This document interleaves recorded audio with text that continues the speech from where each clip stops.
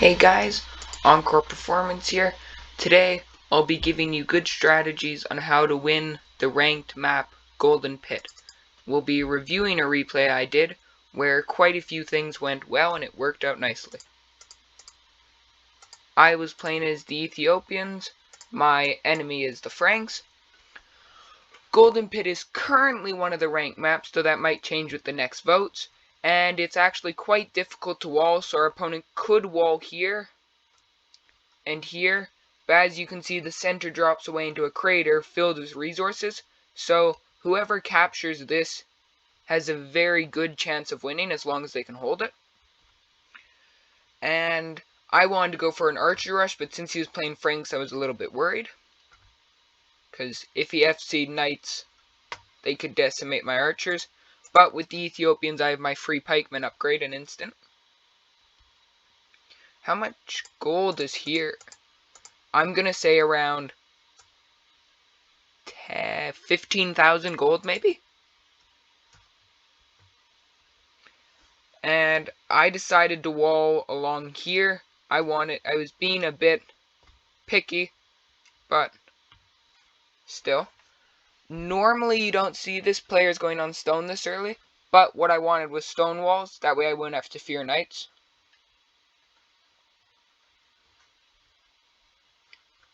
And he advances to Feudal a little bit earlier than me, as you can see. And I went through my boar and my sheep, so I started hunting, and my scout I had lost. I'd sent him up here and then forgotten him. I thought he was around here, so that's why I built my range and house here. Just it makes it easy for my villager to quick wall. And they might as well be doing something while they're here. And a couple of spearmen in case he ever went for scouts. As you can see, my stone walls are almost complete.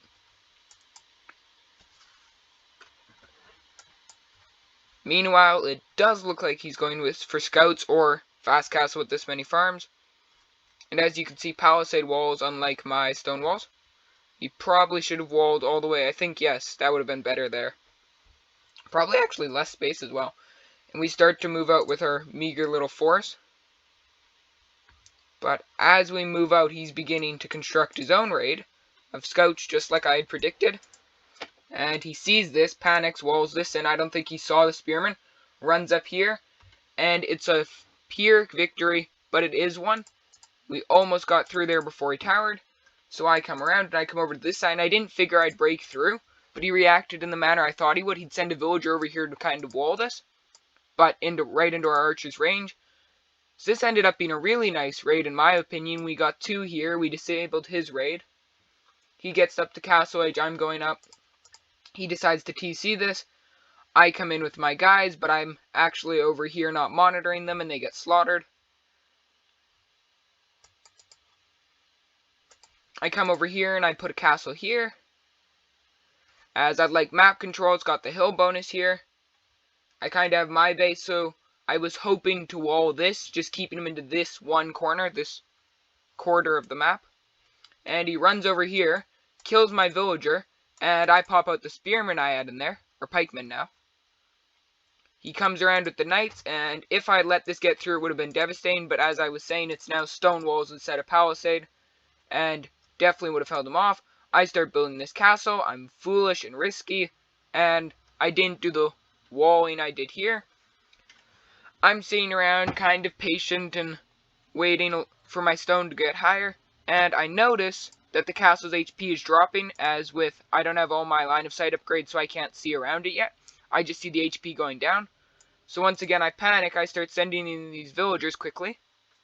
I will need a university for murder holes, so I decide to use it as part of my wall as well to be safe. And this should have been a gate, I suppose.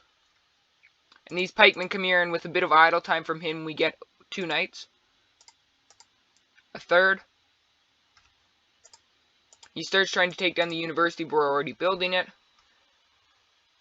Meanwhile, you could see he's really getting all the upgrades. I'm not sure what strategy he was going for with the amount he was mixing in. Or, well, I wasn't sure at this point, and I don't want to spoil. Meanwhile, I'm just going for the one that my route's going to go down, unless... So if I were going to go for late imp arbalest, that's all I'm getting my upgrades for. Unless he were to start building skirmishers, in which case I'd probably go for Shotel warriors. And we get this up, we kill 2 knights again. And now we've got a small force of spearmen. I think he's starting to feel the squeeze. I didn't want to let him get up to imp because this could be trebbed down, and with the hill bonus again. He sees what's happening and in a smart play puts quite a few villagers on stone. But now that I'm in the middle, I want to start mining as much stuff as I can.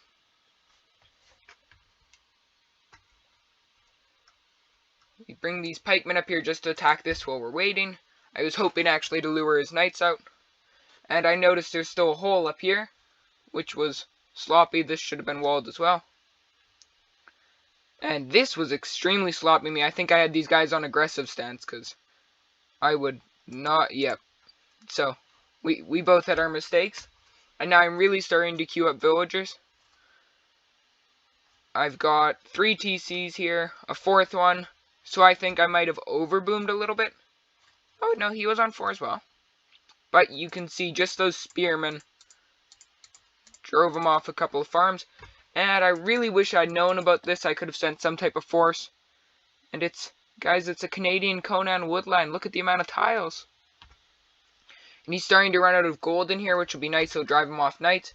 He's got, I'd say, around 2,700 left. Which is still a lot of knights, but I research ballistics. Continue mining stone here. I decide maybe I should start grabbing some relics, as I'd like to go up to imp. Up with the monastery. And we're putting a lot of villagers on stone, as I was just thinking it'd be incredibly nice if we could put a castle either here, or more preferably here. And we unleashed 20 Shotel warriors we built very quickly with royal hairs. They come in, decimate 1 TC, going for the 2nd, and they almost take it down with their building bonus and eye pierce armor. And now I know the strat he's going for. As you can see, he's gone for knights with long swordsmen. The long swordsman purpose is should they run up against spearmen, these long swordsmen would run forward and take them out. And I start to build a castle here. My villager walks up and is instantly gunned down. Oh no, I microed them away. And I build the castle here as I'm hoping that'll cover. In worst case scenario, I can wall. And I'm looking at my stone and I realize I still have a crazy amount. I've mined more than enough, so I start putting more villagers on other tasks. I build this castle here, and unless he manages to take one of these down like he is here, then we've won. As you can see, I was going too much for boom and not enough on military. Thank goodness these units were wounded and killed under my castle fire. That was definitely another mistake of his. They should have been coming up from here. And maybe these units, I'm not sure if they would have had the force to, but maybe they should have come around and tried to raid. I think with stone walls, they're a bit of a... They pay off if you can get them, because if you're raided really early, you really regret it, as you can only build them in Feudal Age, and they take a bit longer, and they cost a lot more, and you have to put quite a few villagers of that. But if they work out, you're protected from future raids a lot better, and even if they start to break it down, I have a lot more time to re-wall it, repair it, build a castle or a tower beside it. And I go up to Imperial Age and start building trebuchets to take out this castle. He rebuilt this town center, but didn't put it to use. You can see we've got all of our arrow upgrades, so down with the lumber camp. These 3 knights rush out to get this trebuchet, and they do. Meanwhile, we have a similar situation occurring on this side, and with a couple of sneaky villagers, we managed to get a castle back here. He's going up to Imperial Age, but I'd say it's a bit too late. This was just to spam out those spearmen you saw here. And we've got 3 relics. I think we're going for 4 and 5. These units come, but they can't break it down quicker than I can repair it. This was almost destroyed, but again, with my nearly instantly built Shoto Warriors. I think it's 2.7 seconds once you get the text. And I had conscription ready. They're built so quickly that I just sent them out and immediately won. He realizes the situation he's in. I don't think he realized just how much I had around here. This was risky. The town center... No, the town center could have gotten this one, I think. He must have looked at the score, realized the situation he was in, and GG.